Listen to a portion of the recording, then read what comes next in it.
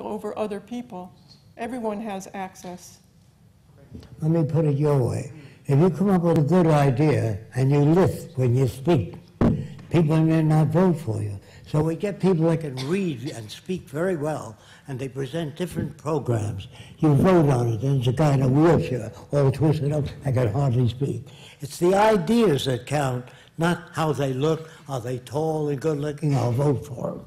You see, we're so warped today, we can't hear things from a person that doesn't look as good as another person.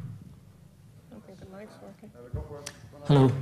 I see the current monetary system as a huge hurdle for the realization of the Venus Project and resource-based economy. Do you think that we should tackle the monetary system first in order to get there as a sort of an intermediate step? Or do you think that the problem will solve on its own? And when I say tackle the system, I mean propose alternative systems like interest-free economy, etc. Funding is a major problem, I seem to understand today. In order to make this happen, you don't have funds. But people are too worried about making ends meet today. They don't have enough money, so it's difficult to draw people into this. So how do you get funds? Maybe we should work on the monetary system first. Should we work in the monetary system first to get funds to make it? Well, we're all trapped. We live in a monetary system. You have to pay rent, you have to buy food, and you have to prostitute yourself in order to get money. So I don't know. The transition will be painful. There will be problems. People will shoot other people. You know, there's nothing I can do about the transition. Transition has always been painful. It depends on how much work you do to enable people to understand. If you leave here and do nothing, I can assure you nothing will happen. What about proposing like... It depends on you, what you do. If you tell people how the Venus Project attempts to solve problems, what their approach is. If you don't know how to talk that way, look at the venusproject.com. And there we have thousands of questions and answers, and we have various descriptions of the type of energy we're going to use, how it's used, where to get it, how to do it. There's a how-to all through the Venus Project. It's not about, we don't know this, we don't know that. There are a lot of people like that. But all my life I've been gathering information on how to deal with that. I used to teach dogs how to lead the blind. When I was a kid, they used to walk with a white stick. Then thereafter, I designed a gadget that you wear in your ears that generates sound, and you can hear an open door, so a blind man never banged into it. If he came in a room, he can hear the shape of a table acoustically. Just like a bat flies and it's semi-blind and it avoids obstruction. Why can't we do that for the blind? They don't have to live in a city for the blind. All they have to do is have these things that work. So when I trained these dogs to lead the blind before that, people used to come over and say, what a nice dog. And I said to them, I trained that dog to lead the blind, but I could have trained them to tear Japanese soldiers to pieces. The dog isn't good or bad, it's the way it's brought up. Do you understand that? Do you have anything specific on interest-free economy in the Venus Project? Like getting rid of interest, usury? There is no money in the Venus Project. There is no interest. There's no barter. I mean, as a transition, now we live in a monetary system, so getting to interest-free economy as a bridge to that, as a proposal. Well, sorry, finish your line. he's asking what the transition would be as a bridge, a barter system. The transition would be allocation of resources, meaning if you have a lawnmower, you put it in the center so different people can use it when you're through with it. Bicycles are all there for your use. We will, in other words, the industries fail during social change. Chevy, General Motors failed. We bailed them out. We gave the money to the people that created the problem, meaning our system is basically corrupt as hell. If you take public funds where teachers can earn more and you give it to the banks and the establishment, That isn't sane, that's corrupt. So the reason you don't have a smooth transition is because the politicians are ignorant people.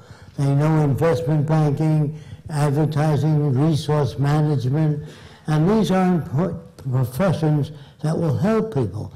The professions, like people come to me and say, what should my child study to have a job in the future? A profession you never heard of. The profession will be new in the future. There'll be no banking, no advertising, no profiteering.